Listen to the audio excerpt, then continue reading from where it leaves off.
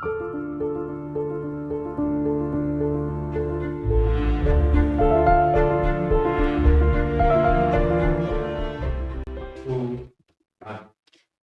everyone. Welcome everyone. Welcome to Impact. I'm your host Paul Machebele, and I have again in our studio today, Mr. Mathye. Welcome, Mr. Mathye.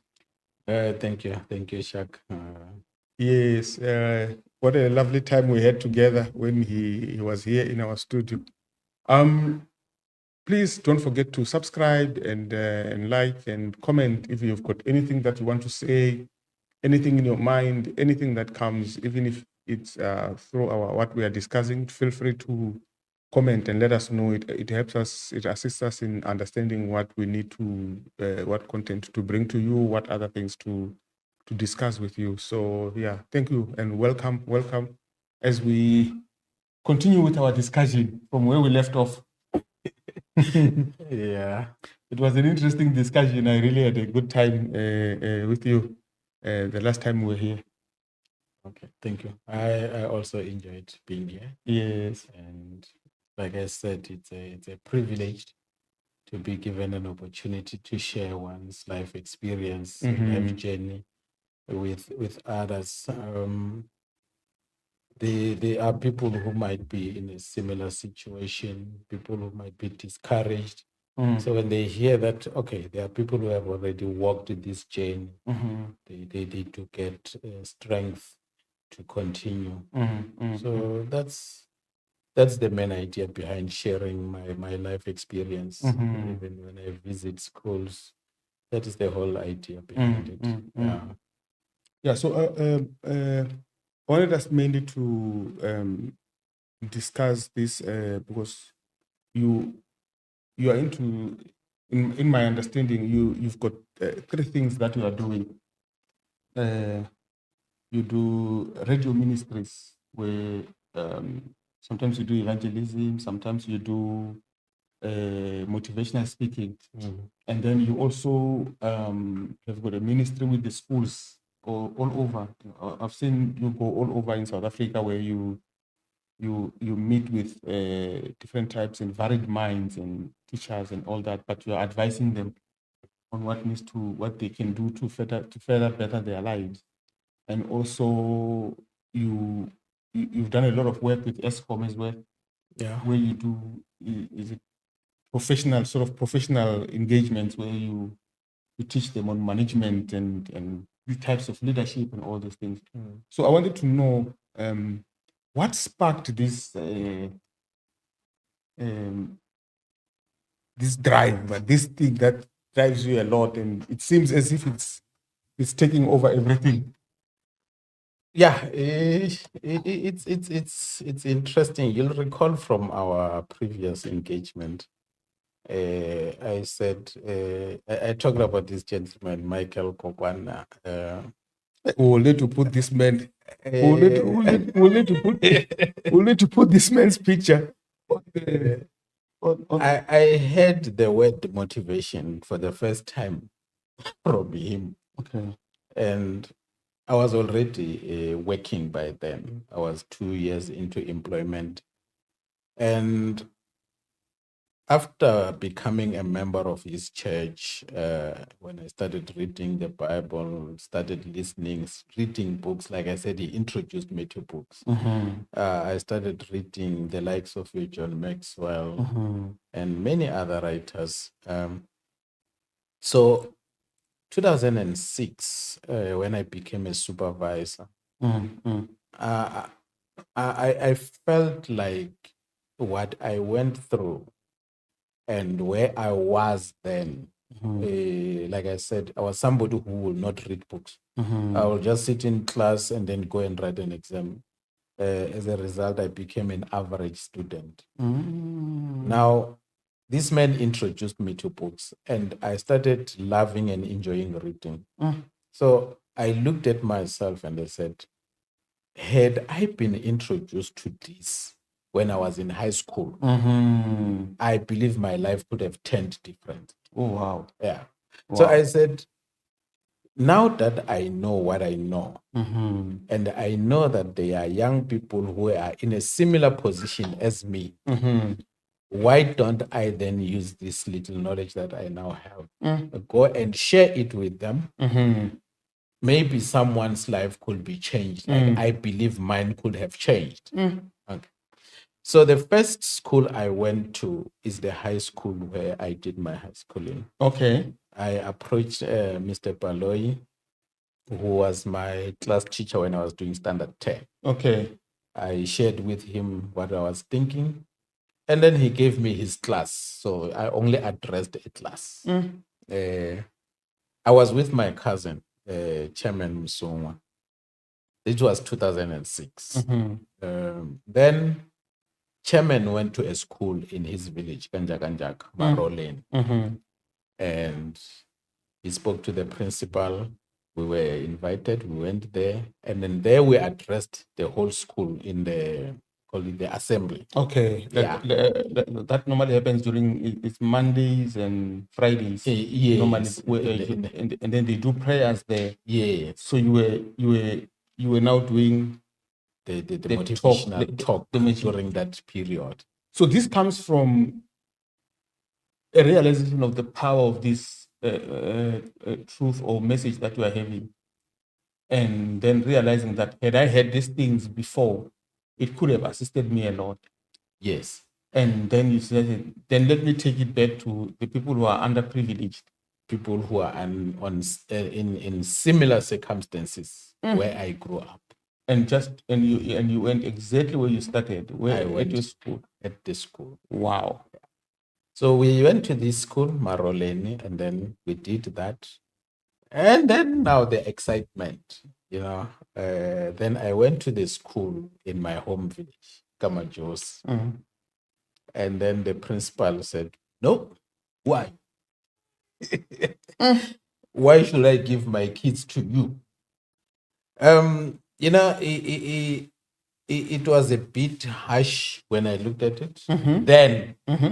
But when I sat and reflected, I said, but the principal was right. Who was I actually?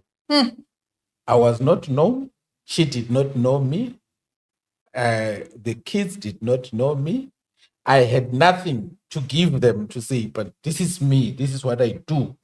So I was a nobody who just got excited that he wants to share his life with others. But I was not known.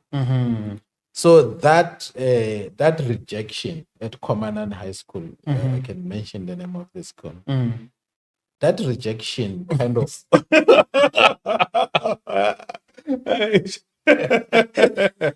kind of put the brakes on the whole thing. Okay. And it kind of disappeared. 2007, 8, 9, it was quiet. I was still trying to find out what can I do that will make me known, so that when I knock at the school door, they said, "Oh, we know you, we can give you our kids." So when I started this thing, I was a supervisor. Okay. 2010, I changed jobs. I became a trainer. So at that time, I started writing motivational articles, and I will send them to like your local newspapers, like Mira newspaper. Okay. They had a section there. They call it Makoy. So they will publish that, and when I read it, I will just get excited. Okay. Okay. I remember my neighbors in Polokwane. They read that article. I can't remember whether it was the husband who read or the wife, but the one who read showed the ad. Okay. And they said the article was titled "The Number One Mentality." So because my number was there, then the one who showed the other said, "Okay, let's call this person and find out who is this person." Then when they called, they found out it was their name. Okay. Yeah. Wow. So I started doing that, and some they will publish, some they will not. And then something happened in 2014, something that changed the trajectory of everything. I approached ESCOM's communication department in Limpopo, and I asked them, I said, in our way, we had a monthly newsletter. And I said, can't we create what I call the motivational corner on the newsletter? And we open it in ESCOM, we call ourselves guardians. We open it up to the guardians, let them share some motivational articles with, and I said, I'm prepared to be one of those who will write. And I even send them the number one mentality. They accepted the proposal. They started publishing. I remember the communications manager by then was Tess. That was very inventive.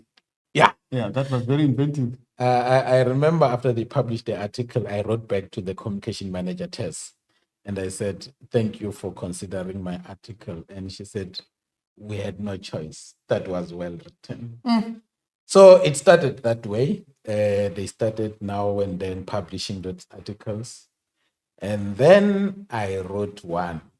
I titled it, You Are the CEO. Okay.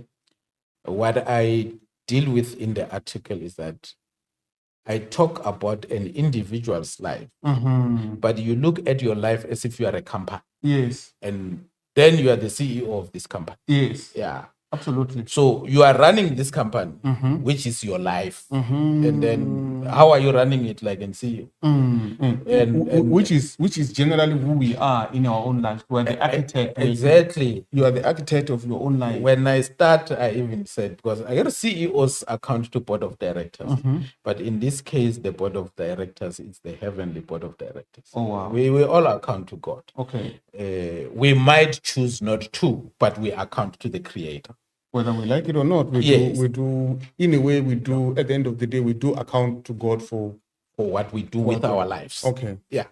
So one of the managers, I would mention him by name because he also played a very big role in who I am today. Mr. Enaremwepe. Okay. He was a manager based in Tzaneen. So he read the article. And at that point, I only knew his name. So he gives me a call. And the discussion started in a very strange way. I'm one person who likes analyzing things. And sometimes I talk alone. So when he starts, he says to me, do people see what I see? And in my mind, this man is crazy. He's in Tzaneen, I'm in Pulukwan. I don't even see what he's seeing. So I said to him, sir, I don't even know what you're seeing. I don't know what you're talking about. So he said, no, this article. I said, which article? Then when he talked about the newsletter, I said, oh, okay, now I understand. What about the article? Instead of answering the question, what about the article? He says, why is it in page 24? And I said, Menier, I don't know why it is in page 24. All I do, I write, I send to communication department.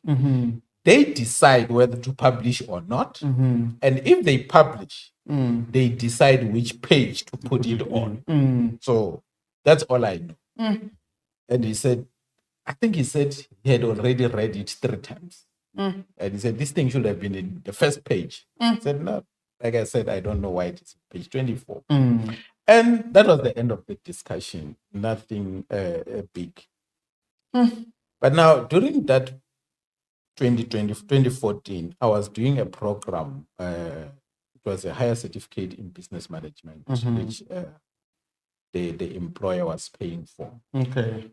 So one day after class, I opened my phone. I found there was a message from Mr. Mwan. No, before that.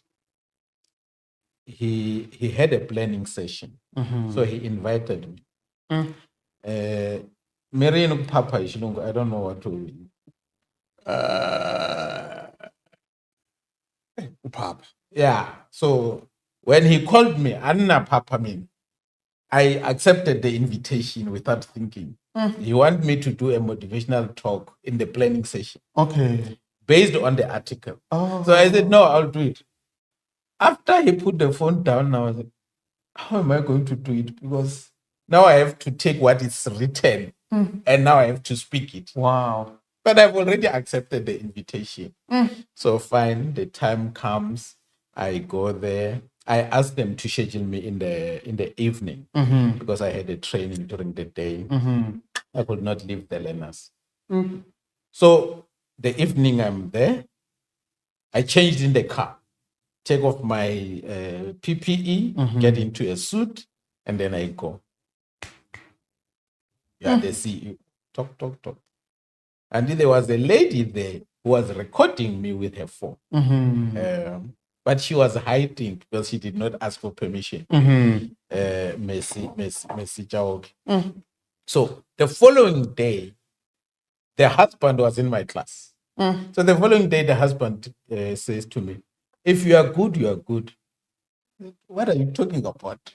He said, no, where you were yesterday evening, my wife was there. She recorded. So I became curious now. I said, okay, can you ask her to give you the clips? Bring them. I would love to watch. And then, of course, he brought the clips. I watched them and said, looks good. Yeah.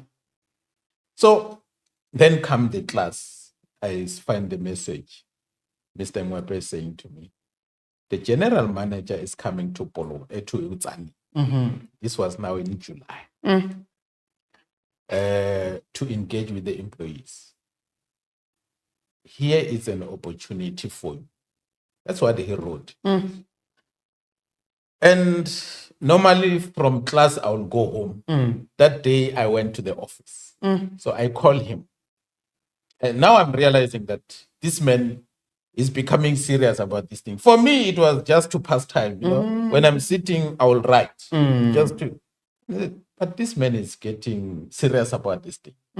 So I called him. Said, Mr. Ngompe, I saw your message and I'm willing to come.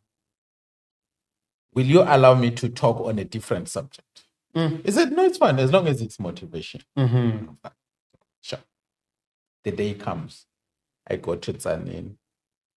I had titled my talk, Do You Know Where You Fit? You might have heard this saying, a square peg in a round hole. Yes. I personally believe, strongly so, that when the Bible says a person is created for a purpose, we have got a purpose that God created us for. And I strongly believe that I was created and I was born to teach. So that's where the sermons are around. Do you know where you fit? Are you in the environment that brings the best out of who you are? Yes. Because you are created for such an environment. So there was a delay in the program. By the time I stood up, people were now hungry. They wanted to go and eat. So I remember after about 5 minutes or so, I said, no, don't worry, I'll be finishing not long. The general manager, Roland Mach, said, we are no longer hungry. And the conference room went in unison. We are no longer hungry. And I realized, okay, now I'm talking to somebody. Yeah.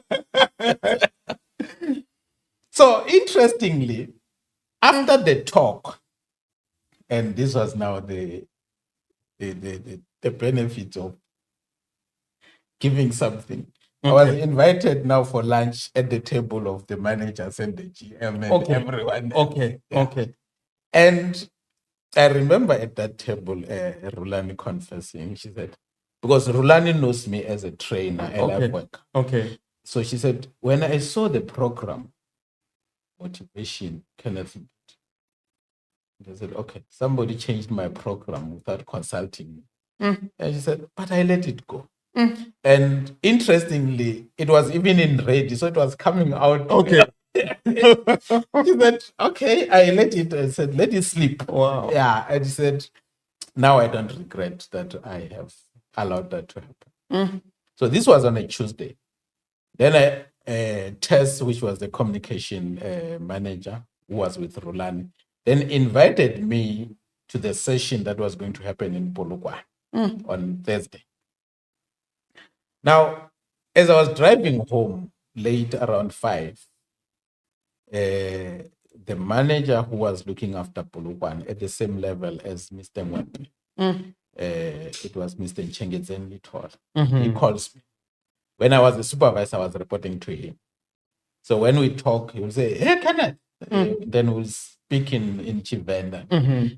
So he said, "Hey, Kenneth, we heard what you have done in Tzaneen. Yes. So please come to Polokwane on Thursday.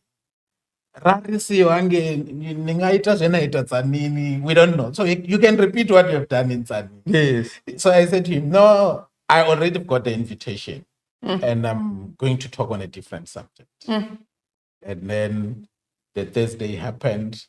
I went to my original talk, "You are the CEO."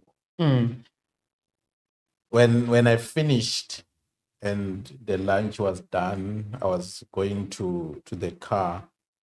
There was one old man. He was working in our stores. He called me and he said to me, "I'm closer to retirement, but what you have said today has touched. I wish I've heard this when I was still young."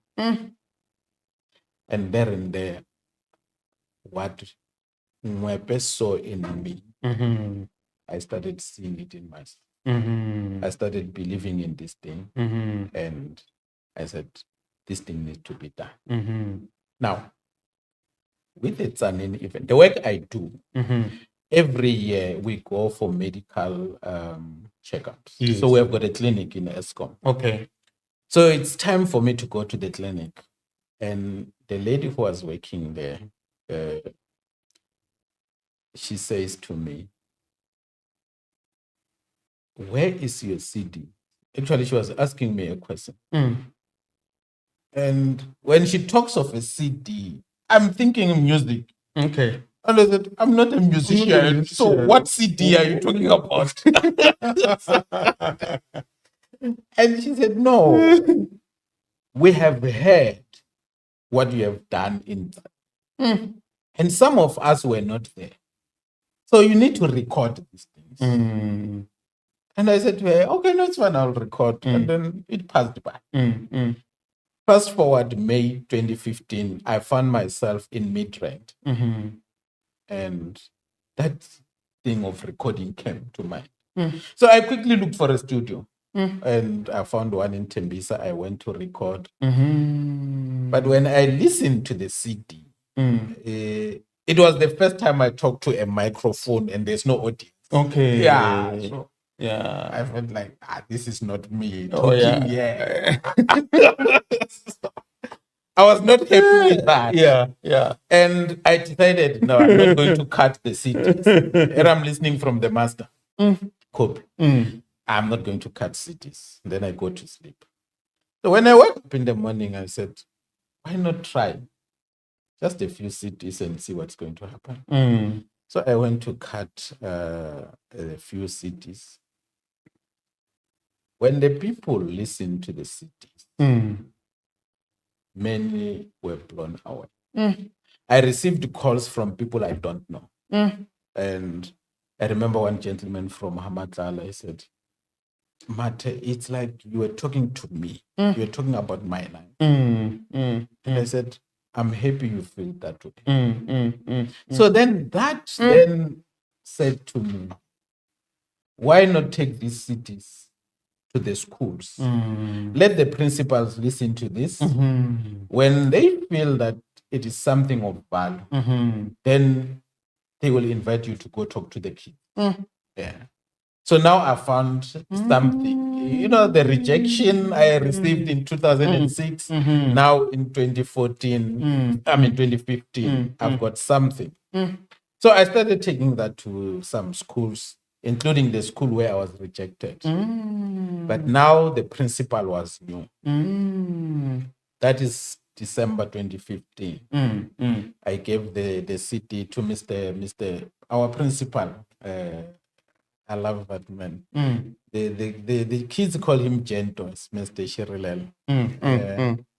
So February 2016, they've got an event.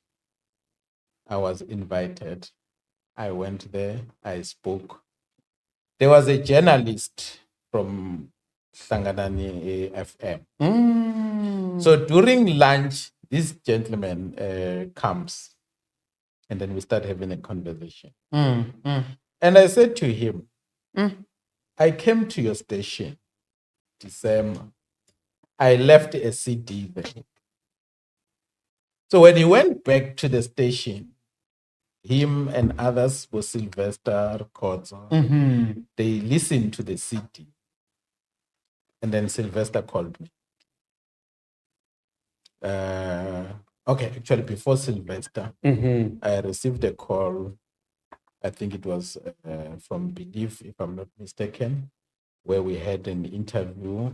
They asked me about the CD. We even allowed a few people to call in. We gave them the CDs for free. Sylvester was having a program that was made for the on Tuesdays.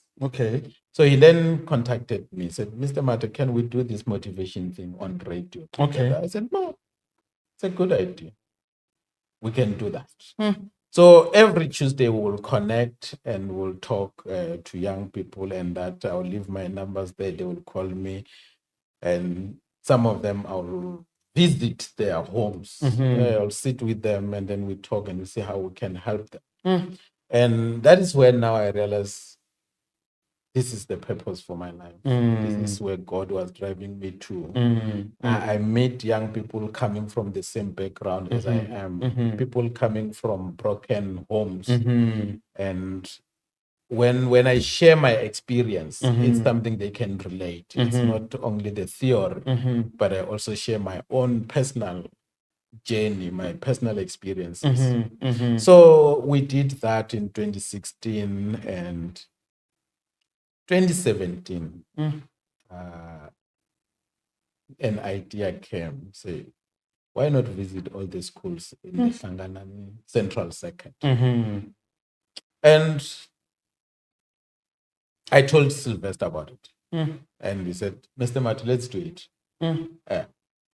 So we started. We sent proposals to the principals of the school in the Sanganani Central Circuit.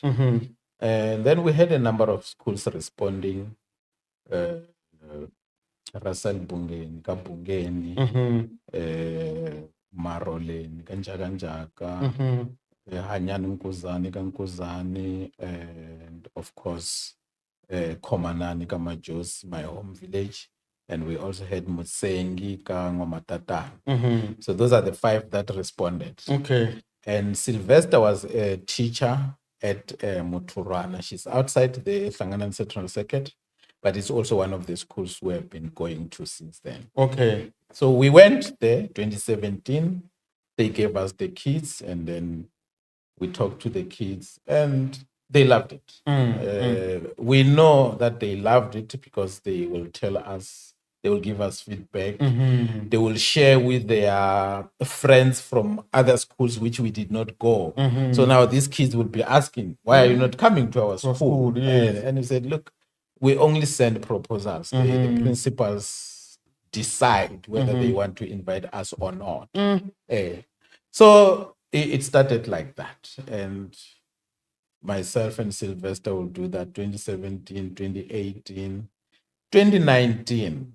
Hanyani Nkuzani, it's one school since 2017 who has invited us every year without fail. At Komanani, I think it's only 1 year we did not go, and saying, but all these other years they will. So Hanyani, they invited us every year. And our request was for grade 10 to 12, but the school will decide whether they give us only grade 12s or they give all 3 grades. So Hanyani used to give us all 3 grades, 10, 11, and 12. Now, 2019, their hall could not accommodate, so they removed the grade 8s, grade 10s. And then we talked to the grade 11 and 12. Yes. But then the grade 10s complained. So the principal reached out Said, guys, can't you come back from my grade 10s? They are making noise about it. I said, no, we'll come. So we went back and the hall could not accommodate all of them. So we had to go into classes. As we were going into classes, one of the educators came. He was holding 3 scientific calculators in his hand. And he gave to one learner, moved to another class, gave to one learner. And I saw that. And then the day after, because Sylvester could not join me when I went back for the grade 12. Remember, I really appreciate this guy. His love for education.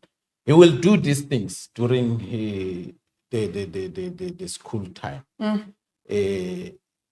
He will move around his schedule, his period. When he's got that gap, he will come and join me. We do these things. He goes back to class. So Sylvester is not working as a DJ. He does a lot of things. He's a radio presenter. He's a MC. He's a teacher. He's just does everything that has to do with talking. He do. Wow, what a passion. Yeah. Okay. Everything that has to do with talking. I must call him to come here. You can invite him. Let's call him to invite him here. He made me to enjoy radio. Wow. You know, I enjoy an audience that I can see, live audience. But Sylvester made me to love radio. So I call him and said, Edcots, there's an idea here. This is what I've observed today. Can't we start doing this thing? Ask people to help us. We buy a few calculators ourselves, whatever we can afford, and then we ask people to chip in. He said, Mr. Mathye, let's do it. So we started. And this is when, there is this thing people say, we don't go to work to make friends. We go to work. I agree with them. However, I also say we go to work to establish meaningful relationships. Okay. And if those relationships develop into friendship, that's a bonus. Yeah. So when we started that, most of the calculators we received came from people that I work with at ESCOM or I have met at ESCOM. And we started collecting the scientific calculators. People gave them to us. Then we were supposed to go and give them 2020. COVID hit. So when COVID comes, we said, okay, it's fine. All we'll do will be to go and hand the calculators. I remember we started at Hlubuka, then we went to Hanyani Nkuzane. But Hlubuka, it was the first time we visited them. So we only gave them the calculators, nothing. We never had any relationship with them. It was the first time. But when we got to Hanyani, the principal and the educators said, no, you cannot just give calculators. And mind you now, because of COVID, we did not take the week like we normally do. We just said, we can deliver these things in a day because we're just giving them calculators. We move. When we get to Hanyani, they said, no, the kids will do the masking, the social distancing. You are going to address them. Okay. You can't just leave the calculators. Okay. So we address them. Wow. We moved to Komanani High School.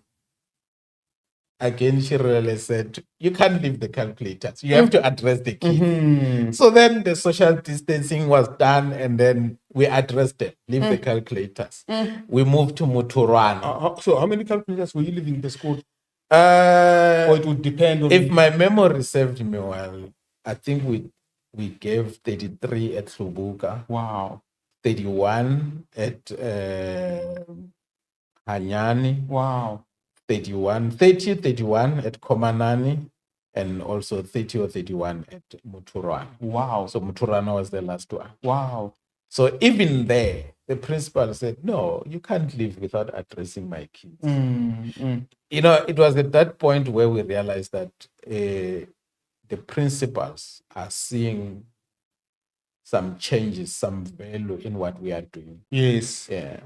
Because I remember even at Msengi, one of the educators, after we addressed the kids, came to me and he said, Mate, I know you were not talking to me, but I was listening. Is it possible that you guys can come back to address only the grade 12s and their parents? And I said, wow, we can make it. It will happen. And then they organized the parents. And I remember one old man, after I talked to them, he said to me, where have you been? And I struggled with that question. Yeah, I mean, what do you say? Yeah. And he said, look, what you are talking about is actually what happened. Because one thing I said to them was that the challenge we have as parents, we don't prioritize the education of our kids. And I said, you will find parents having a birthday party for their child and buying liquor in abundance. Yeah, people drink, and but we don't have anything put aside for the education of the child. So this was in July, and this old man said to me, what you have said, I have just done it during the Easter holidays. Yes. Said, had you come before, I wouldn't have done that. Here I've got a child in grade 12. I've used money, spent a lot of money, because I never put someone at home. People have to eat meat, they have to drink. So the expenditure is huge. It's just unbelievable. Yes. But we don't have money next year for this child to go and register. Wow. I said, it's very unfortunate. I only came now and not before the Easter. But I would love to believe that whatever that we shared here has got a root, and then it's going to be nurtured. Because like we're saying, it can be sometimes it can be very difficult when you're a student and you look at home, you see there are no possibilities of my parents taking me to school. It can be very discouraging to focus on school and do well at school, while the future still looks very bleak. It's almost like you just need to escape in a way. It's not, the future does not look promising at all. And without any support of some kind, it's really, really, really discouraging. I was that student. I hated history and I did not like geography. I was good with physical sciences. I was a mess with mathematics. But we only had two streams back then. Either you're doing geography, history, and agriculture, or you're doing mathematics and physical sciences. So I ended up with mathematics and the physical sciences. I know how painful it is when you are sitting in a class and you don't have a scientific calculator. And you have to wait for Machiavelli to finish, then he borrows you his. And the poor Machiavelli is struggling. So it takes long. You end up submitting an answer sheet incomplete. Not because you don't know, but you don't have the tools. You don't have the tools to help you. Yeah, to help you complete whatever that you are. So I normally tell these kids when we visit school that, look, the things I'm talking to you about, I did not hear it. I lived it. I know what it's like to sit in class when you did not eat anything the whole day. I did not hear it. I lived it. I know what it means to be chased out of a class because your parents did not pay one or two things. I lived that. So that is what drives me to go back to these kids and say, struggling as you are, I am where I am today because of education. Oh, so tell me then, the issue of calculators became something that it was a driving force because we were pushing it everywhere, and people assisted in People assisted. Wow. I cannot mention names Yes, here, yes. but I remember one gentleman gave us 32 scientific calculators. Oh, wow. Wow. He bought more than what even us, the face of the project, could put together. So much of what is happening, it's we just the face of this thing. People see us and they think we are good people. There's a lot of good people behind us Behind the scenes. who are making these things happen. Who are pushing this Yeah. forward because they see value. They see value in They see it. value Yeah. in it. I believe myself. Because even that initiative, or coming up with something like that is very innovative. Growing up, I've never seen someone try to do that. Okay, at least people try with uniforms and things like that, but still, that does not speak to the actual studying of the student. You know, you grow up knowing that you will never have a calculator. Just forget about it. You will never get it until you finish high school. Yeah. You will never get a calculator because you don't even have food. How will you ever think of a calculator? A calculator does not even feature. It does not even feature. Yeah. You just know. You just need to make it through somehow and try and push with whatever you can with your fingers or something. And they are only 10. You quickly run out of them. The fingers are only 10. and you can't do the cosines and with the fingers. So, it's you know, when I sit and look at what people do through us, because we are just a face, but there are a lot of people behind this thing. I thank God that one of the things that I believe it's a strength to me. I can establish meaningful relationships. Yes. And it's those relationships that are doing this thing. People will see me, they will see Sylvester, and now we have grown into a big group. We are now 7. Oh, okay. Yeah, it's myself, Sylvester. We've got Tembekile Makubele, we've got Mr. Just Rkotso, we've got Fini Mtombeni, Nyuko Mtombeni. Okay. We've got Sheila Matebula. Many will know her as Sheila, the poetic queen. Okay. And we've got Mr. Russell Maswangani. Okay. Interestingly, Maswangani we met on radio. Okay. But he also comes from the same village where I'm coming from. Oh. So we are now a group of 7. Wow. But this thing started as an individual idea. We became 2, now we are 7. So it's growing, and we believe that God will still work with us. Because now we have even registered with the Department of Social Development. Okay. We are now, we've got an NPO, we are registered, we are an official structure. Okay. Yeah. And I believe in the next year or 2, we are going to launch it. And yeah, so that's even offices. Yeah. I'm doing prophecies. Yes, we will need offices because it's something that people don't try new methods of how can we when you discover that where I am, had I escaped that pothole and that pothole, I would not be where I am today. And then you decide to say, you know what, let me go back and warn others of those potholes that are on the road, so that at least they know. It makes their journey much better than mine. And where possible, even close the potholes. Even close the potholes where possible. Yeah. Which is what innovation is. Which is what we need to when you talk about innovation, we think of something that is something out there.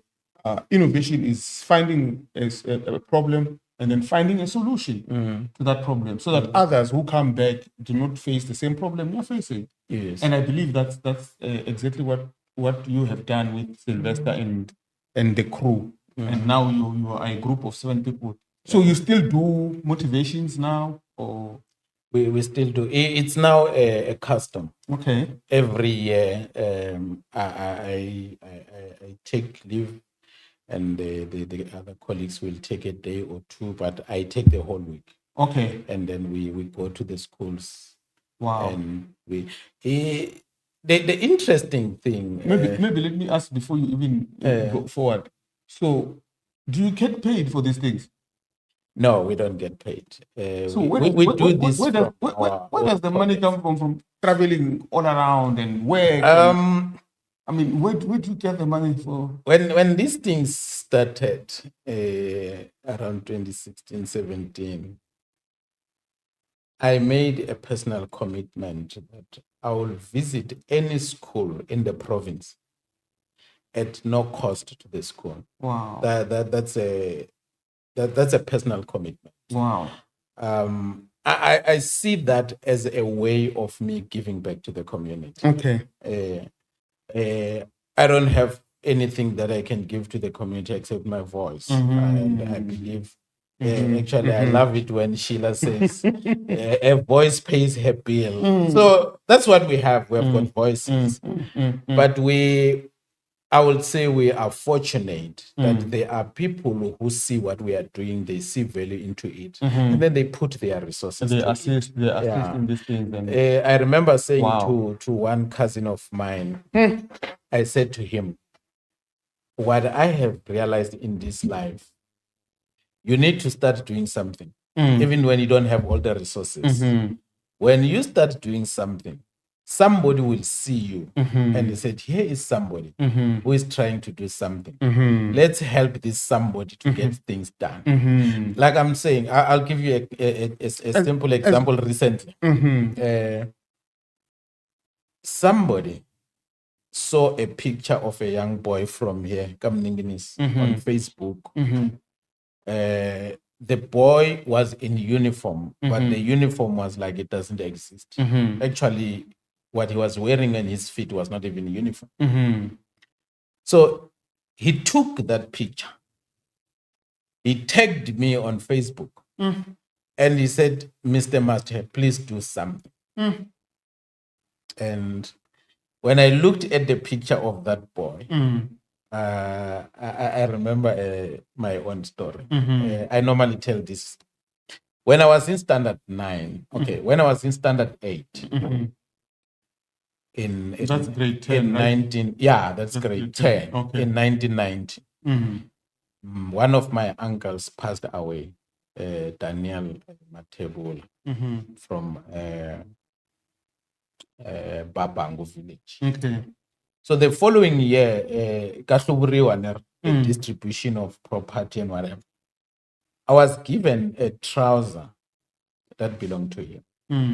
My uncle was tall. I was just a small boy. So that trouser was big. I wore it, but it was, to me, it was the best thing that I had. So I wore it to school. But because it was big, it was closing my shoes. As I walked into class, two young men, I will not name them, they saw that and they started laughing at me. They were saying, I will say it in my language, abakuburukuliani ritsika ntakukula.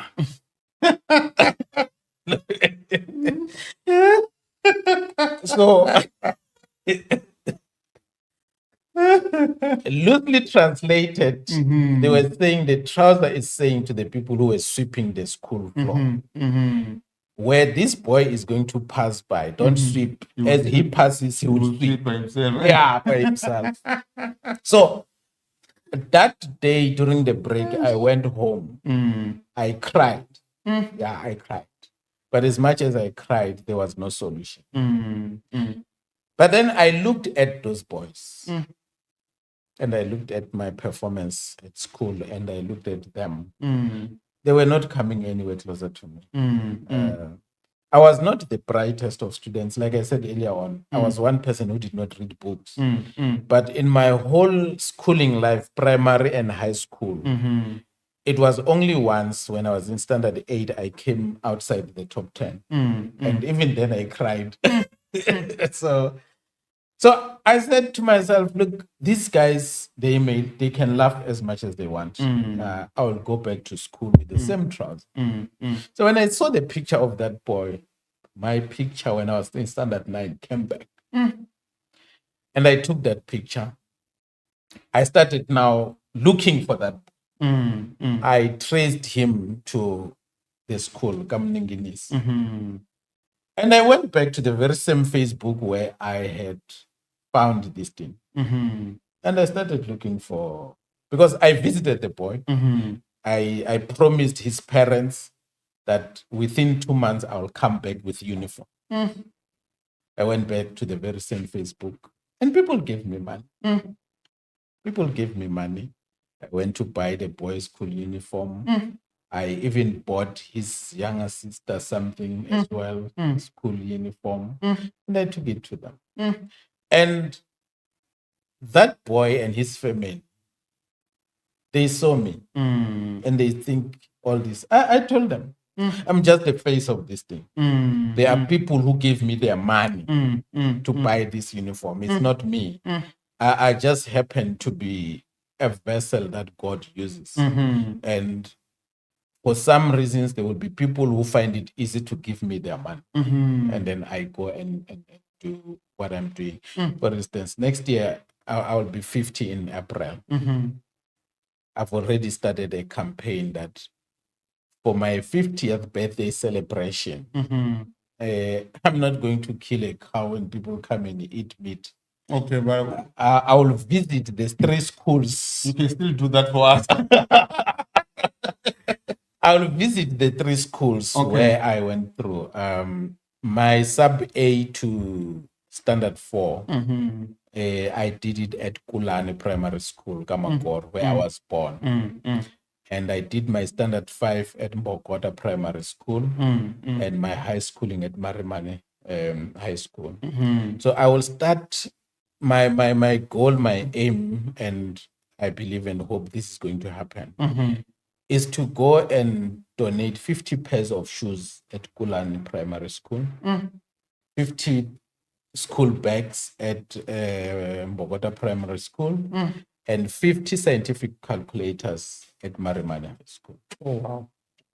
So already there are people who have given me something, but still far from reaching the goal. But I also have got promises. There are people who's told me this is going to happen. And I believe them because these are people in the past who have made me get things done. So that is how I'm going to celebrate my birthday. Oh, wow. That's how. So as much as it's going to be my birthday, Yes. the beneficiaries are the kids in those schools. Wow. So that is what I'm going to do next year. So in those schools, do you identify like, or they just give randomly to?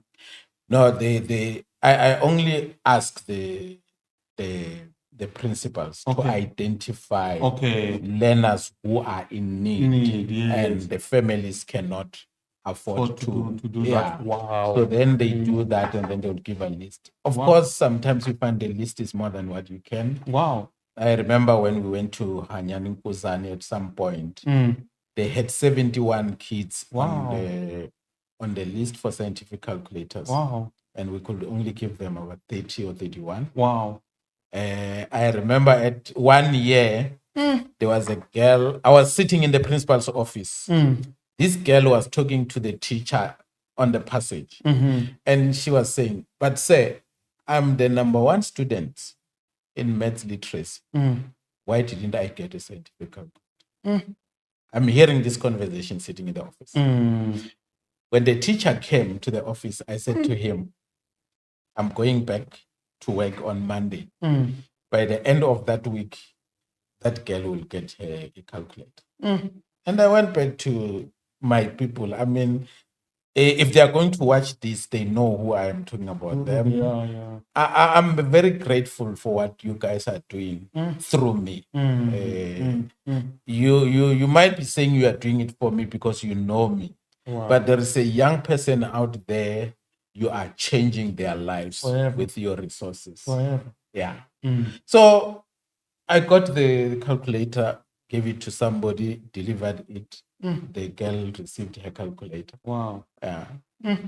So I normally say this. There is so much need in our rural schools. Any one of us can walk in there. I can guarantee you there's something you are going to find. Whether it's a child without school uniform, whether it's a child without a scientific calculator, whether it's a child without books, there's something that you can get. And some of the things, it's a matter of not knowing. I remember Hanyane, we visited. We normally leave our contacts. So after we left, there was this young boy who said, Mathye, I want to see you. So I drove back. We met at the school. He said he doesn't have a dictionary. And I quickly thought we were communicating via WhatsApp. So this boy has got a smartphone. So I said, can I see your phone? And then he gave me the phone. And I went to Google and they say, here's your dictionary. Yes, he might not be able to use it in class. But when he's doing his own studies, when he's at home, the dictionary is there on the phone. So sometimes it's not us giving them anything, but it's us directing them to where the information is, where the things are. So each one of us, I believe, if we can visit these schools, there's something that we can do. There's something that we can do. No, there's. I want to say it's not even something that you can say it materially benefits you. It's not something that you can say it benefits you because your students are you have even finished. You are no longer there in high school, but you see the need and then you go back and assist where you can, which impacts generations to come. People will be benefited by that act alone, which only God knows how far. If maybe I can just give a few testimonies. There's a boy in one school. We visited the school. You know, teenagers are troublesome. So this boy was part of those who were troublesome. Because we put our pictures, on Facebook and so the mother then called and she said, my son is at that school and he behaves like this and this and this. I said, give me his contact. She gave me the contact. I drove to the boy's home. I sat with him for 2 hours. Wow. A year or two later, the boy sent me a message. Mr. Mathye, I'm at the university. This university, I'm doing geology. Wow. That makes my heart.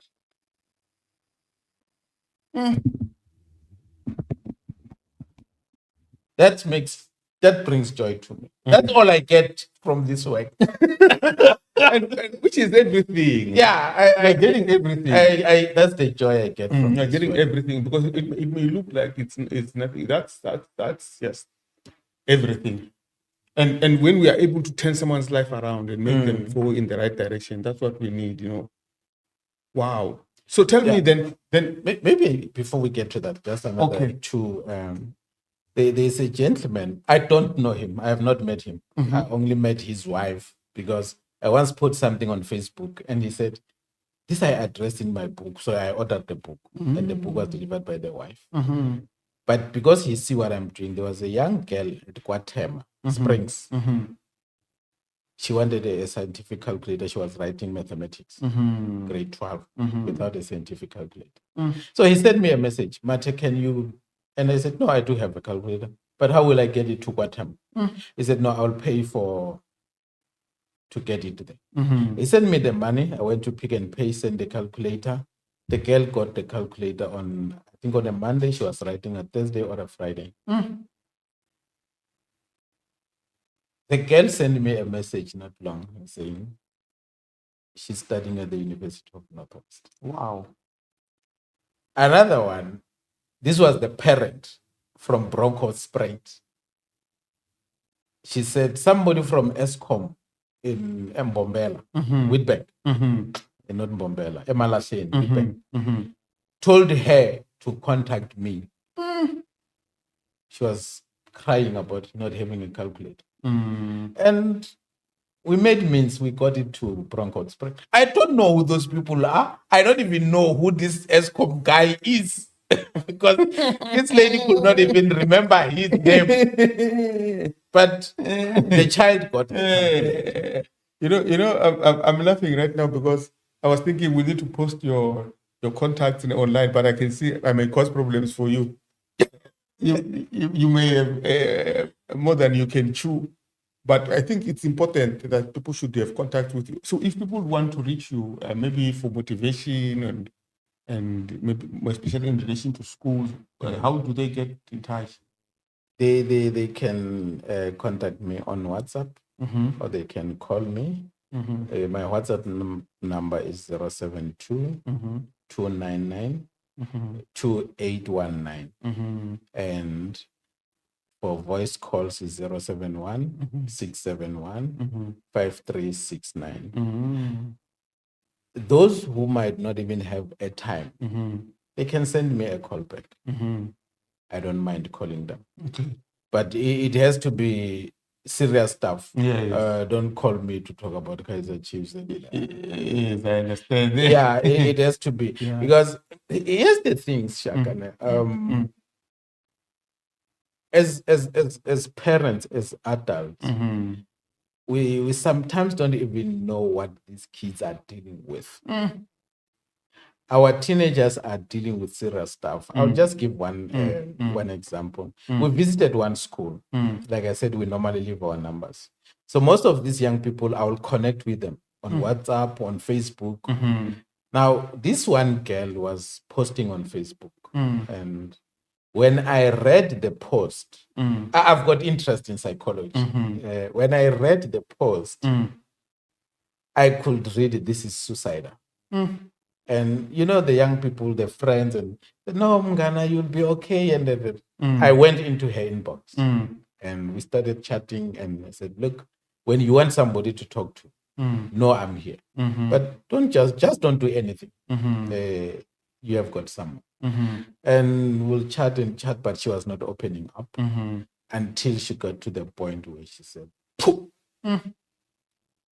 So we agreed to meet. I drove to her school. I normally meet them either at their home or the school. Okay. Yeah. I don't want to be seen with girls. The next thing.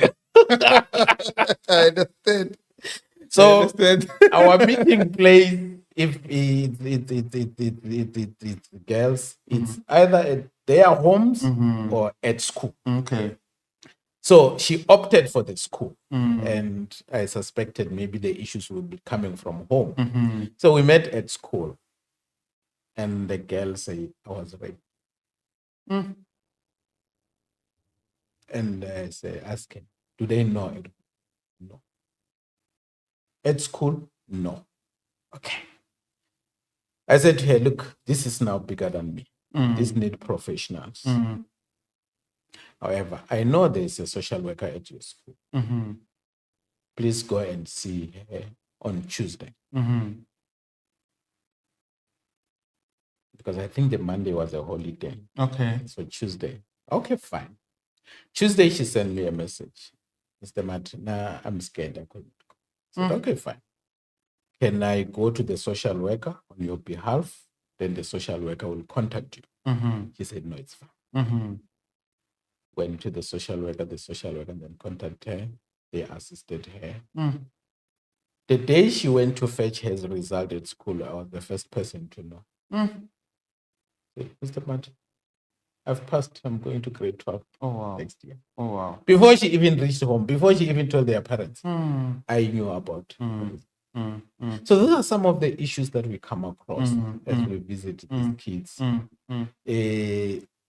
Some of the issues are bigger than us. They need professionals. We refer them. But the issue is, and this is where my concern is, a performance was dropping at school.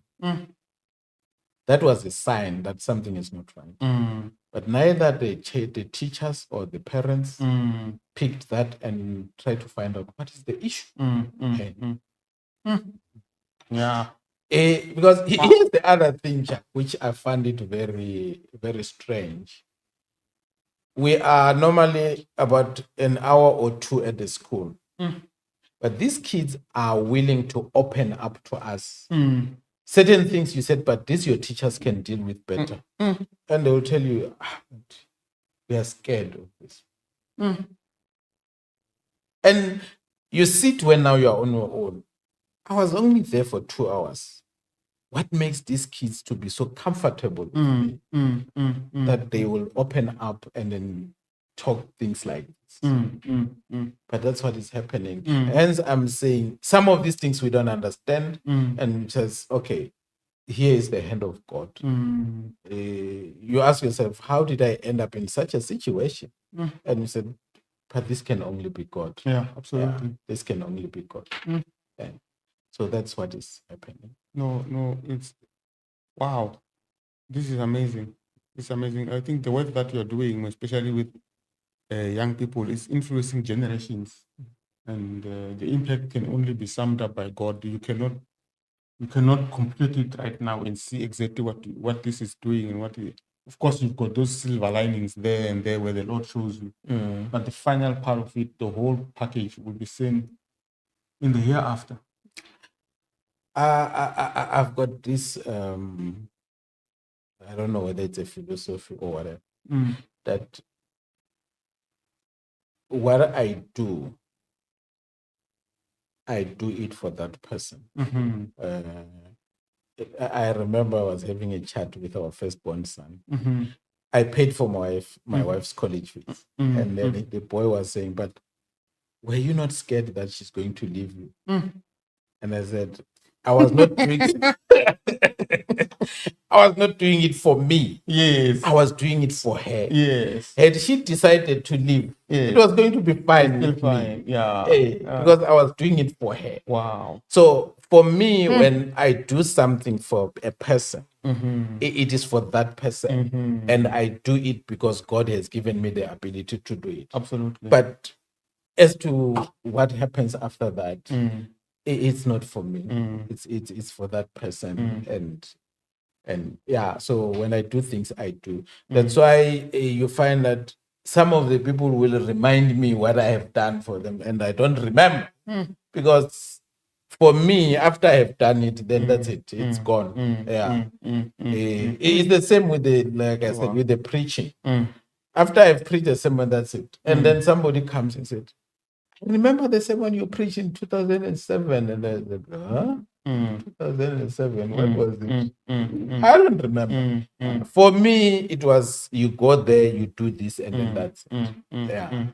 So that's the thing. And yeah, there's some young people who will come back and say, Mr. Mathye, you have helped me with this. And like I'm saying, these kids that I come, like there's one, this one was interesting. Maybe let me take a minute to talk about it. This one, a colleague of mine, he retired now, noticed something from somebody they worship together. The mother and the child, the relationship was not okay. It was a girl child. So he thought that I'm the right person to deal with the issue. So he proposed that to the mother. He said, I've got a colleague who can assist, I believe, with this issue.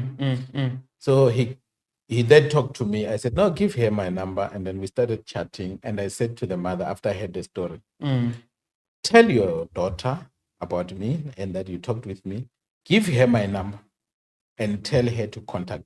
I wanted her to initiate the yeah.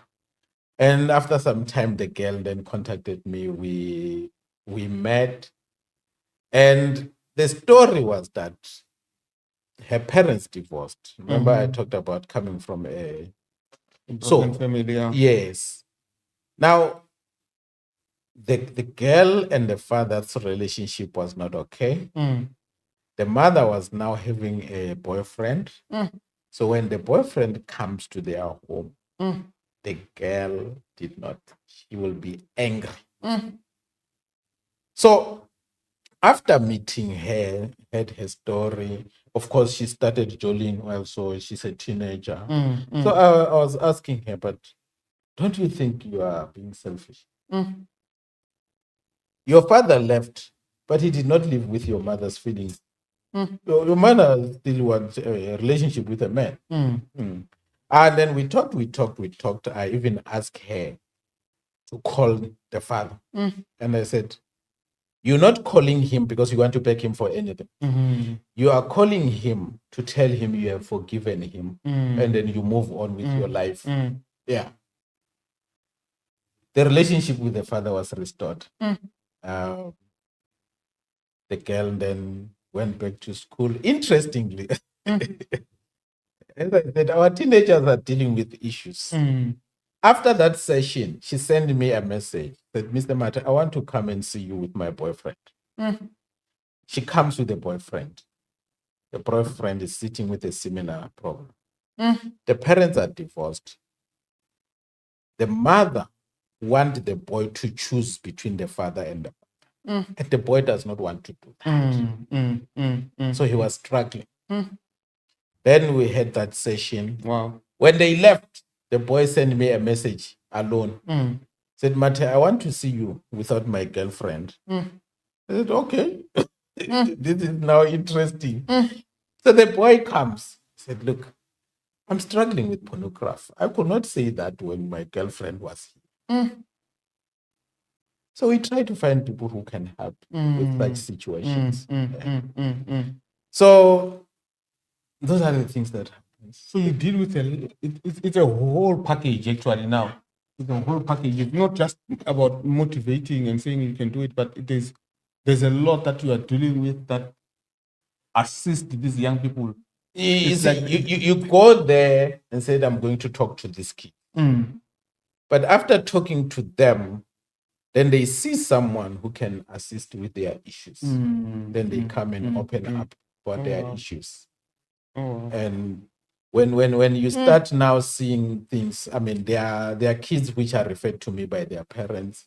And I mean, you know the behaviors of teenagers. Yes. They will stress. I mean, there are no formula of parenting. Yeah, I mean, I'm a father of two boys. Yes. The second one was very different from the first. So whatever I thought I've learned from, and now I've experienced. Yeah, now it came to zero. You have to now start learning. Yeah, so everyone is a new package. One thing that I have found to work when I deal with teenagers is to listen to them. As parents, we are quick to want them to listen to us because we are experienced. But what we are missing is that they are living in a different environment. So there are certain experiences that they have that we don't have. And when we listen to them and see things from their point of view, it becomes a little easier to advise them. Unlike us advising from our point of view, our perspective, without understanding theirs. Their perspective. That's why you will hear these teenagers saying, parents don't understand. We don't listen to them. Wow. And here's another thing. I say we need to listen to them to understand them. But the challenge we have is we think understanding is agreeing. No. I can understand you and still not agree with you. I still disagree. I still disagree. I hear you. Exactly. But I understand. And I understand where you're coming from, but I disagree with you. I disagree with you. But I understand the position where you are. So when you do that, when you listen to them, they also feel valued. Hence, you find that I found it's easy for teenagers to open up to me. And when you ask them, do your parents know about this? They said, no. I haven't told them about it. And I'm not prepared yet to tell them about it. So we work around that until they become comfortable to tell certain things to their parents. But we want parents to listen to them. Let's be patient with them. And with our African perspective, that does not even allow that you think children aren't going through anything. Yeah. And then it doesn't even allow for us to even sit down with them and have a dialogue with them. No. I think that is going to cheapen me and make me look young and all that. And we mess up in the meantime. By the time we discover that there are things, it's already messed up. I say this, Shaka. We need to learn to listen to them. But number two, we also need to speak their language. Our second born is now 20, 21. Oh, he's 20. Okay. You are forgiven. I'm 49. Yes. Okay. Okay. I cannot speak with him a language of a 49-year-old. He has never been 49. He will not understand. But I was once 20. So I understand the language of a 20-year-old. So when I engage with him, that is the language we should speak. Yeah. Not a language of a 49-year-old. He's not going to understand. It's too hard for So him. unfortunately, as parents, pride does not allow us to go down where these kids are. That's why we don't understand each other. Because they are there, we are there.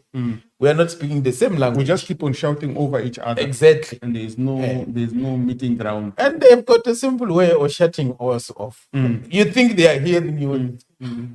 These old people don't understand. It's always talking. Then they shut off. Then they shut off. Then you talk, you shout, and they are not hearing you.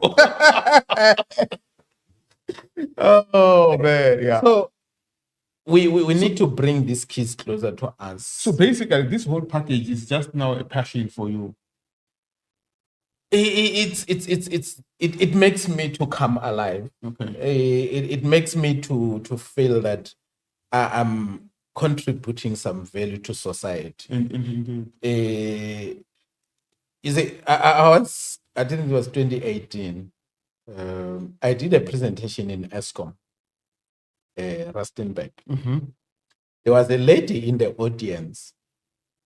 After the whole thing, she came to me and she said, my husband is a principal. And those teachers in that school stress him. I think they need to hear this. And I said to her, where's the school? She said, Brett's. I said, okay. My commitment is in Limpopo. So if the school is willing to pay for my transport, I don't have a problem driving to Brett's. And she said, I am willing to pay for that if the school cannot pay. Then she gave me the contact of the husband. We started chatting with the husband. The arrangements were made. I drove to Brett's. I still have got photos of some of the young people who were saying to me, say, you must come back. But what was interesting is, because there we had two sessions. I had a session with the learners. They gave me the whole school. Okay. Yeah. And then a session with the educators and the principal. And now, the session with the teachers, there was one gentleman, everybody was sitting, he was standing, folding his arms. I will throw a smaller joke there. This man will not laugh. I said, yeah, this guy is stubborn. Surprisingly, at the end, the last slide, it's my contact details. This guy was writing down. I said, this guy is weird. As I was going to the car, I hear a voice, Mr. Mathye. When I turn, it's the same guy. And then we agreed. He said, on Sundays, I've got a program on radio. Are you willing to come on? And I said, of all people, I did not tell him. But in my mind, I said, of all people, I did not expect this guy to be the one who was listening to what I was saying. So it's easy sometimes for us to look at things from the outside and we make conclusions and we make the wrong conclusions. And we started having programs on Sunday with him. I'll be talking to people in Brits where I was in Polokwane. And unfortunately, the same fate with Tanganani FM. Politics kills this community radio station. There's a lot of politics around community radio stations. Yeah. But I enjoyed those sessions. Because I remember you had a lot of discussions on Tanganani Radio. Yeah, Tanganani FM. And you also did some religious discussions there, which were very fiery. Yes. What was happening there? What was happening there is, On Tuesday, I'll be with Sylvester and we'll be doing motivation on that youth show. And then on Thursdays, I will be with Believe Maringa. And that's where we're doing there. So Sanganan FM used to have preachers coming on Sundays. They will come there and preach. So I decided to take a different approach. Okay. I said, I will not go there and preach. I will go there and do lessons. And in the hour, I will use 40 to 45 minutes. The 15 minutes, we open it up for audience to call in. So that conversations, those engagements, the audience loved it because it gave them opportunities to ask questions and I will respond to their questions. Some of the questions will be a lesson on its own. So we'll try to get another Thursday evening and then we do that. And I might say that when that started, the work was attacked. I believe so. Because for 2 days before we start the program, the power will go off 5 minutes before we go online. We go live. And it was not load shedding. Wow. Okay. So I prayed about it. Wow. And I then decided that I will send my notes, my preparation notes, to Believe on WhatsApp. I will do the talking in the dark. So he will read, he will do the reading. I will do the talking, sitting in the dark.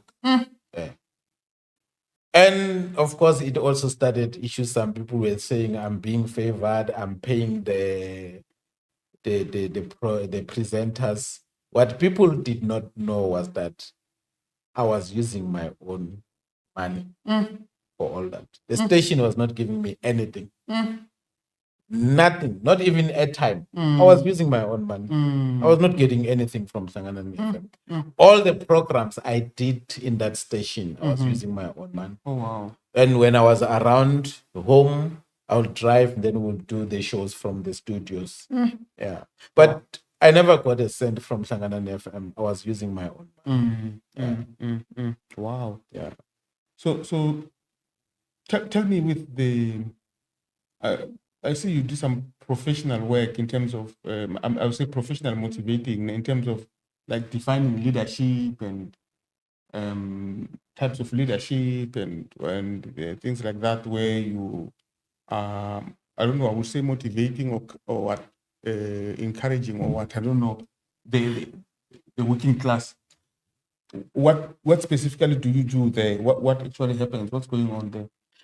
It's like I said, I started this motivation thing with schools. Then it collapsed because I was not known. Okay. Then ESCOM revived it. Okay. When Mr. Mwepe discovered me. Okay. So I do motivations in ESCOM. Okay. But I also do leadership presentations. Okay. I'm passionate about leadership. Okay. And this came by, if I can call it, by default. Okay. When I was a supervisor, I would say I had 3 groups of people reporting to me. Okay. In total, there were 38. Okay.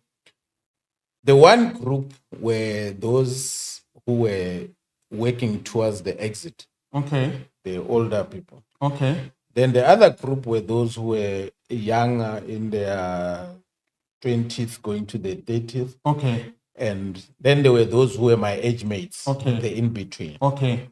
So for some reason, I believed that the 2 groups, the 2 extremes, I cannot treat them the same. But I still had to remain fair. The middle one are my age mates, so I knew how to deal with them. So I went to my boss then and I asked him, how do I deal with this? And the old man said, unfortunately, I cannot help you. So I was on my own. So I went back and then I started searching. And I found books. I mean, your John Maxwell, I read that man. I read that man. I started reading books, and whatever I was learning, I started implementing. So when I started talking now, motivating and whatever, because of my love, my passion for leadership, I started developing leadership presentations as well. And so I will start doing that in ESCOM. I remember 2018, I went to Emalahleni Wheatbank. And after the presentation, there was a couple of people who came to me. But there was one lady that I remember well. She asked me a question and she said, "Have you read the book, The Monk Who Sold His Ferrari?" And I said, "No, I've never read it." You know, when they talk about don't judge the book by its cover, that to me was literal. I saw that book many a time. I looked at the title and the picture. Yeah. So when this lady now asked me that, I said, "No, I haven't read the book. Actually, I've seen it many a time, but the picture and the title just did not interest me." And she said, "Please go and read it." That was December 2018. January 2019, I'm working in Musina. After work, I go to the mall and then boom, there was a guy there selling books. And most of the books I could identify with from a distance. Seventh-day Adventist books. So I moved closer and indeed it was the books that I know from church. And then my eyes landed on the book, The Monk Who Sold His Ferrari. And then I remembered that lady. So I purchased the book. And then within a week, I had finished reading the book. And only to discover that the author also wrote another book, A Leader Without a Title. I loved the book because in some way I was thinking I'm that leader without a title. Where I work, I mean, 2022, I had a meeting with the CEO of ESCOM, just the two of us discussing leadership. And people will ask, "How did you get that?" I said, "I just told him what I have. I've got nothing to lose. It's either he's interested or not." Yeah. And he was interested. To get 15 minutes from a CEO was dire. It's not an easy thing. But I was given that because I remember, I told you April things happened. Our initial meeting was in March. Then it was postponed 30 minutes before the meeting because he had to go and meet the then Minister of Public Enterprises. Pravin Gordhan. The late Pravin Gordhan. Okay. Yeah. But then it had to move to April and it happened in April. So wow. April is my month. Okay. Yeah. So like I said earlier, I believe I'm a teacher. So whatever I learn, I also want to share with others. Yeah. So leadership, even those that we are friends on Facebook, you can see I share a lot of things on leadership. I was a supervisor myself, even though I feel like I'm a leadership teacher and I lead better when I'm behind the scenes. When there are some leaders and then I'm working with them behind the scenes, which is one thing which my church does not understand.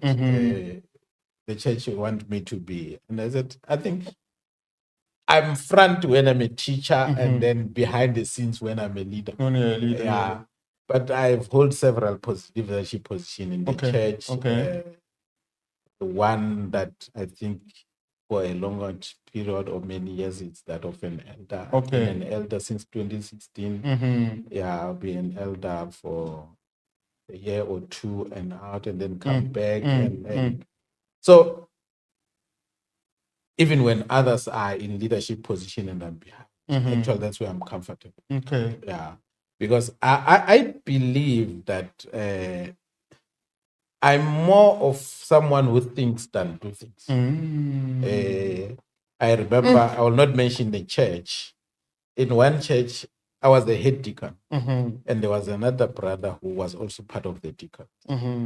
So he was the face of the deacons, even though I was a head deacon. So the church was seeing him doing things. Then the following year, they made him the leader, and then the department collapsed. Because what they were not realizing was that I was doing the thinking behind the scene and he was the implement. Hence, one of the most important things about leadership, it's not about the position per se, but it's about the influence. And leaders need to understand that their role is to get people with different abilities to come and work together. Okay. As a leader, you are a coordinator. You just have to get all these expertise, put them together, and let these people do things. Whether you are seen or not, it's immaterial. Yeah. I remember I had one guy, I had 9 teams when I was a supervisor. So he was struggling with his team. But when I was still a team leader, he was in my team. So I knew him. So I said to him, I've got a solution for you. And whether you take it or not, it's your problem. But don't come back to me with this problem again. Okay. Yeah. I said to him, go back to the team. When you get to site, don't tell them what to do. Ask them, because there were 4 in the team. So 2 are going to get into the bucket and do the physical work. The team leader and another member will remain on the ground. So I say, ask the 2 who are going to do the job, how are they going to do it? And your role is to listen what they are telling you if it's safe. And if it's safe, you write it down and then you let them go and work. Come Monday, you are submitting the report. And we say, Machevele's team is working. When you are just there to write things. So his challenge was that he talks too much. He's like me. Yeah. So he wanted to talk, tell these people what to do. So the moment they get up there, they want to be given instructions. Like you are telling them. But when you ask them to tell you, when they are up there, you don't talk to them. Because they already told you what they are going to do. And they know. And you have analyzed if these things are going to work or not. It's going to be safe. Yeah. I had another team. It was led by one old man. This one I loved when I heard the story. So the old man was going for training. So I then became the team leader for his team. So there are things that we call them insulators in the electrical space. Okay. Those things where we put conductors on top of. So when I was their team leader, it was a Tuesday. We changed 32 of those things in 5 hours and 37 minutes. Then the old man came back Wednesday and Thursday and Friday. Monday, I received a report. I look at the report. We did more work on Tuesday than they did on the other 4 days. But the people who were working were the same 2 guys I worked with. So instead of calling the team leader, I called these 2 guys. And I said, explain to me. When you are working with me, this is how much you have done. But when you are working with the old man, in more hours than we had, you did less work. And they said, no, when we were working with you, you were not talking to us. So we were working. The old man keeps on talking to us, so we talk back, then we are not working. And I said, okay, no, it's fine. I'm not even going to ask the old man anything. It makes sense. It makes sense. Yeah. The talking keeps you not doing the work. So leadership to me is all about understanding human relations. I normally say this. We need to remove the position mentality out of our head. We so much focus on position and we think that leadership. There are people who have got positions, but they are leading no one. And there are people without positions and they are leading. And this is what makes those with position to get angry. You even see it even in churches. Someone who is not in office but has got influence in the church, and then those who are in office, they get angry. Because we think that leadership is the position. No. Leadership is not the position. You can have the position and lead no one. And then there are people without position leading. Leadership is about helping the people to become better. And when the people become better, then the organization become better. Because the organization is the people. So when we are given power, unfortunately, many of us will then use the power as the hammer. But great leaders, they use the power to develop the people because they know in developing the people, they are developing the organization. So leadership has to be transformational. It needs to change those who are being led to become better. I normally say this, a leader has got 3 seats. The front seat is the casting and the communicating of the vision. Once the team caught up with the vision, the leader now takes the middle seat. Now, with the middle seat, you are within the team, within the group. And this is where mentoring and coaching takes place. Once the people have been coached, they have been mentored, they know what to do, you take the back seat, you become an advisor.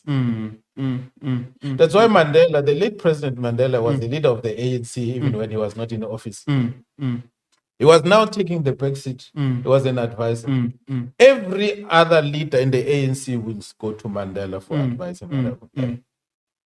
But he had no position. The position was taken away long ago. Actually, Mandela's one was not taken. He gave it away. He gave it away. Yes. I remember the late Dr. John Tibani saying, when it comes to leadership, be careful of people who are fighting for leadership positions. Because leaders run away from positions because they already have got a lot to do. The one who fight for positions have got nothing to do and they don't know what. And he said, in my organization, I'm the CEO. But when I walk into the kitchen, the lady who works in the kitchens becomes the leader because she knows the work of the kitchen better than I do. So this was a man who understood leadership, that it's not about the position, but it's a function, it's a role. But today, organizations are chaotic, including churches, because we think of leadership, I'm the pastor, so everybody has to listen to me. I'm an elder. This one is even crazy because as elders, we don't even get any payment or anything. But you will find us fighting to be elders. It's very crazy. It's about power. It's about power and control that really drives us to where we are. But it's more of us not understanding, because you cannot control a human being. You cannot control a human being. And this is another challenge. The leaders in the home now, the parents, because we want to control our kids. And then they play along and we think we are in control. Then they leave the home. Then they start behaving in manners we don't understand. They do even worse. Yeah. Then we start blaming Satan and witchcraft when we are the ones who bewitched them. We have got no control over another human being's behavior. So ours is to try to influence them. And we cannot influence somebody by force. You cannot. So that's why those who have studied leadership, they categorize it in 2. Okay. They say there is position power. Okay. And then, not leadership, powers. They say there is position power and there's personal power. Okay. With position power, the position gives you a certain authority. Okay. For instance, I'm the father. That's the position. Okay. But now with personal power, they say this is about who you are as a person. Now with position power, under it, they say you have got legitimate power, you have got reward power, you have coercive power. So you have got certain powers simply because you are the father. You have got money, you can ask your kids to wash your car and you will reward them for that. You can punish them. This is now coercion. If you don't wash my car, you're not going to eat in my house. So they do because of fear. You get commitment out of fear. When you are not there, when the reward is not there, those things are not going to happen. It will not be done. Yeah. Yes. Whereas with the personal power, you have got what they call expertise or expert power. You have got power because of what you know. people come to you because there's something they want from you because they know you know this thing. So you have got influence over them. And you have got what they call referral power. What we call role models. Okay. Yeah. Because of who you are, people choose to follow you. Hey. And then you have got influence over them. So the commitment is voluntary. That's why they will do things even when you are not there. Hey. Whereas on the other side, when you are not there, nothing gets done. Position power. The position, nothing gets done. You can force us to do something. Exactly. We are not doing it because we want to. Because we want to. But we are afraid. So we'll do it when you are there. When you are not, we don't do it. Whereas this side, we have volunteered. So we have given ourselves to. Yeah, and then we will do it even when you are not there. Yeah. And it's voluntary. It's not. It's voluntary. It's not forced. Wow. Yeah. So it's important for us as human beings, especially those of us who are willing to lead, to understand these things and understand human behavior and human dynamics. You might have noticed it, maybe in a church or in the work environment. You tell people to do certain things and then they don't do it. And then somebody comes who doesn't even have a position and they tell them and they do it and they say, but I said the same thing. Yeah, I've said the same thing. Sometimes we even cry in meetings.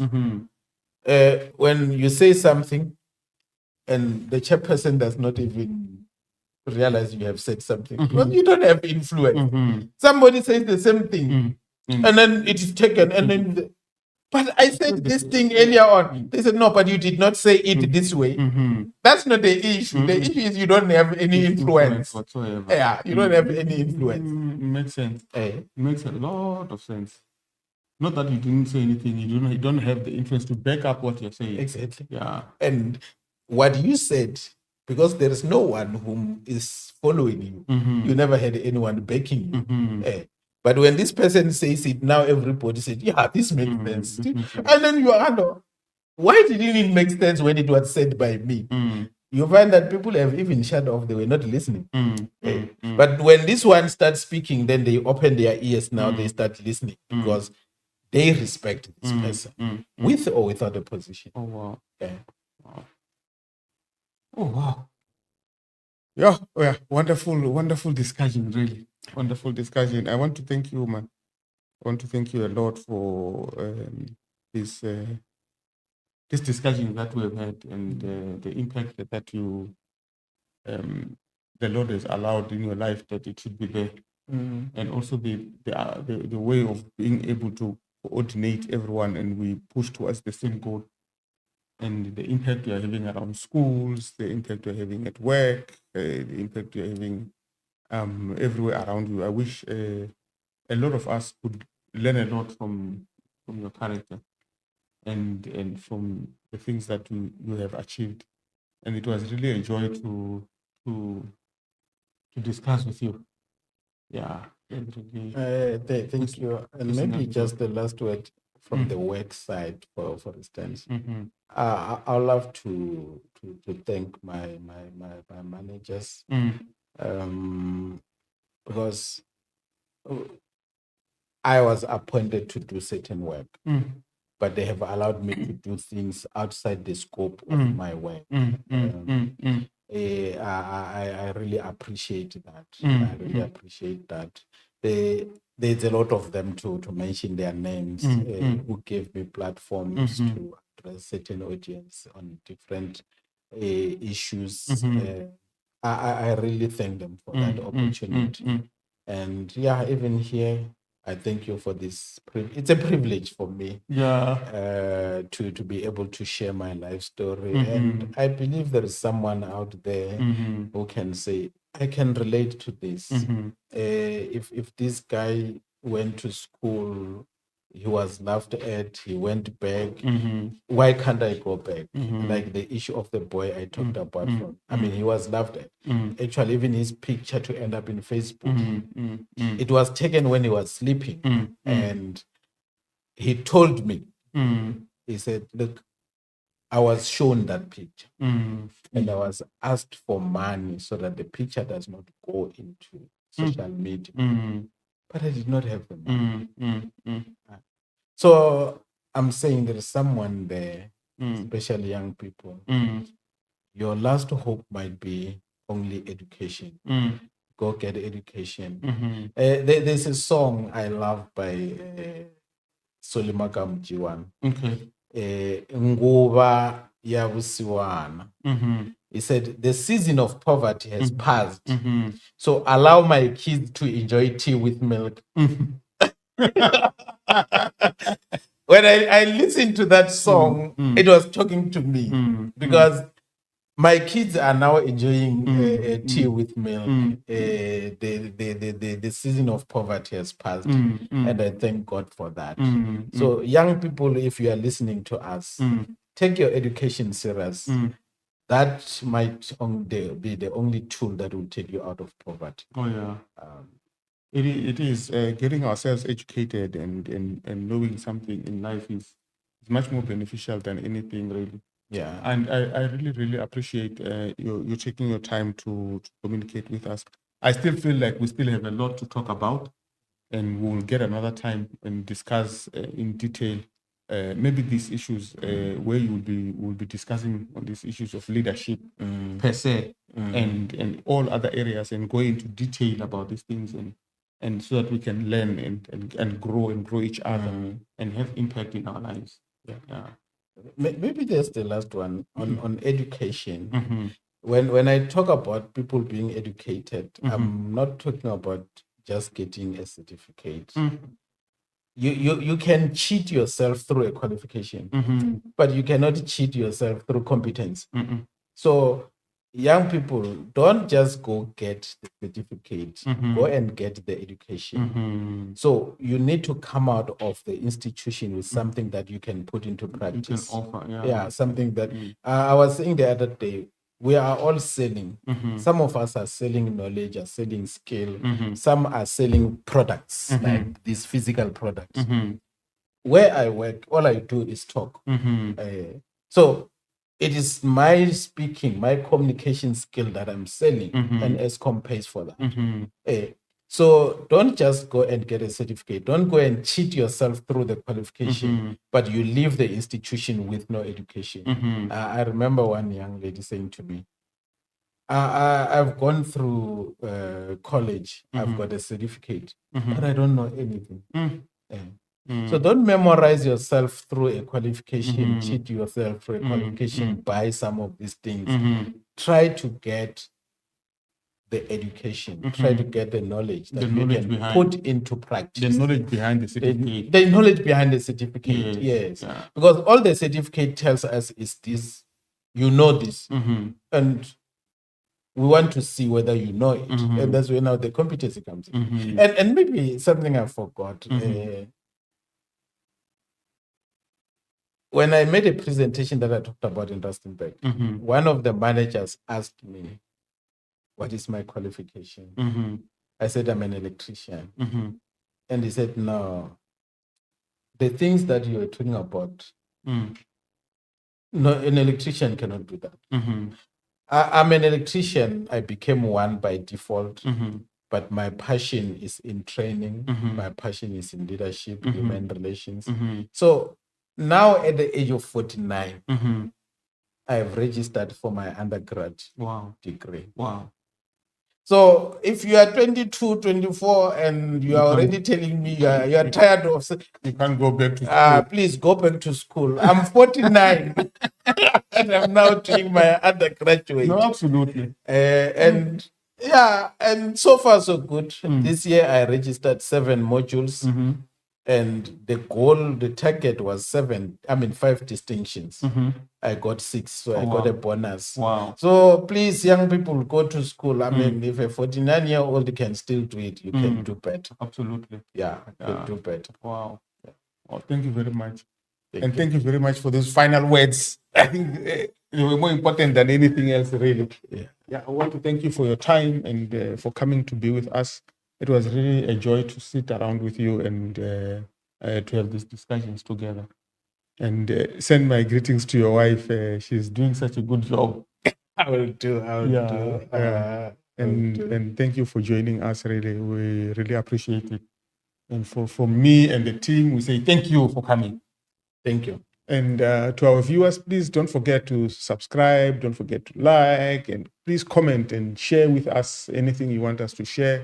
And those of you who want to join us in our program, you can also send us a private email, and our email is will be there on the description as well. And please let us communicate and keep in touch. Thank you.